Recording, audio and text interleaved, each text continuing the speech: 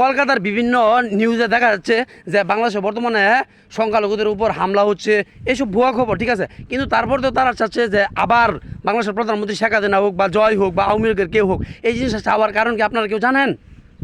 না জানলে আমি বলে দিচ্ছি, তাদের একমাত্র কারণ হলো তারা বছরের পর বছর ইলিশ উপহার পাইতো, তারপরতে বিভিন্ন ধরনের তারা তাদের স্বার্থ হাসিল করতে পারতো এবং বাংলাদেশের রক্ত চুষে তারা খেতে পারতো।